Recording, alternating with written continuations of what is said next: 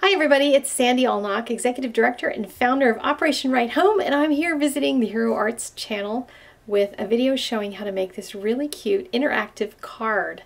And I'm using not only the Little Hoot stamps, but the Little Hoots dies that just came out. Let's get started. I'll show you how I made the card. Let's start by coloring with Copic markers. I always color my lightest first and just flood the paper with moisture because Copic markers blend within the fibers of the paper, so you want them good and wet. The second color I usually do is my darkest color, so I put in my shadows. I want to block those in and make sure I get really good contrast. One of the things with Copic markers that happens is when we start adding a whole lot of colors, we lose the contrast because we're trying so hard to blend that we lose the difference between the darks and the lights. So I want to get the two of them in and then work the color in between. So this is my medium tone that I'm blending the dark into the light area, and then I go back again with the light marker into the light area. And you have to have a lighter touch when you're doing this last step because you don't want to overcolor it again and then end up with the whole thing looking like it's one single color. And now I'm going to color the light color for the beaks and the little feet, and I'm going to do a shadow on them. And I'm just going to do a real simple shadow. I'm not getting crazy with a lot of detail in this. It's a very small image, and the interactivity on the card is going to really take the stage, so I don't have to go too nuts, but I want to add just a little bit of dimension to it.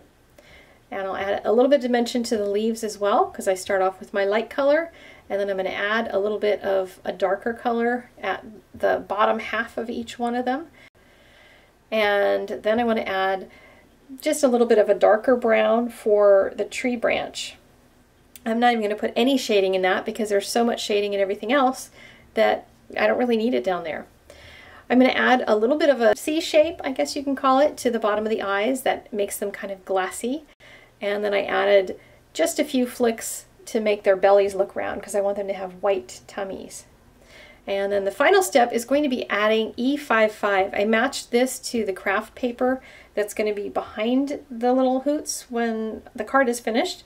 And when I die cut it, I want to make sure instead of having a white outline, I want to have a craft outline.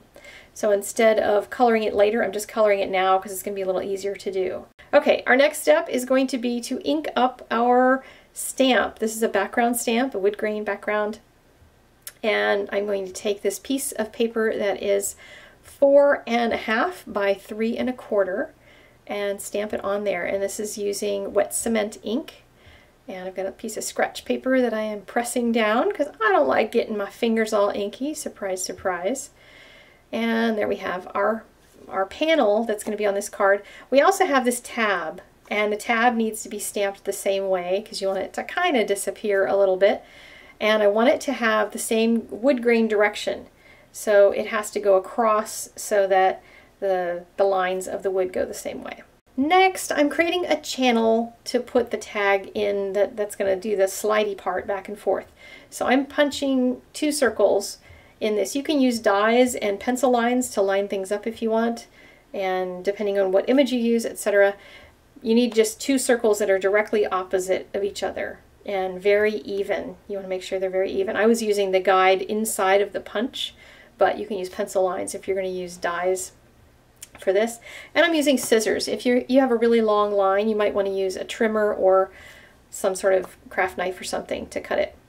So next I'm going to put the sentiment in here, and I have my panel that I just finished upside down because I just want to use it for a guide so I know where to put the sentiment. So I'm stamping in my Hero Arts black ink. Got a little splooge there on my H. However, that is going to cover up later because of the way that the Little Hoot stamp is, so you'll see that in a few minutes. Now I'm going to create the channel. So I'm going to take a piece of this dimensional adhesive, this 3M stuff that I call the precious, and I'm using the side that's flat, the side that was cut by the manufacturer, not my crazy scissor wonky cutting. And I want to put it directly alongside of that channel, and I want it to be really straight. So I'm going to put my panel in there too, so I make sure I have plenty of room for it. I want to use the straight side again so I can create a nice straight channel and place that just on the other side. I want to have a little wiggle room, but not too much, so that this thing slides through well. And then I put another piece on the bottom just so that the whole panel is popped on the card. And now I just place it onto the card itself. And you can see my sentiments off on the side, so I have plenty of room for my little owl to slide. And the owl stamp shape is at an angle, so I'm going to cut the end of the tab at an angle because I don't want that wood to show. And you'll see what I mean in just a minute. And now I want a tiny piece of this dimensional adhesive. It needs to be small for this reason. I need to make sure it's the thing that stops the panel from sliding too far one direction and too far the other direction. So if it's a really big piece, it's going to stop it too much one direction or the other. So I'm double checking to make sure it's going to slide exactly as I want. And then I go get my cute little die cut image and I will attach it to that panel on the card. And I'm going to attach it while it's open so I can see exactly where it's going to reside. And you can see it kind of covers up that little bloop on my H, but it still maintains its readability even though I goofed it. And it works just fine sliding back and forth.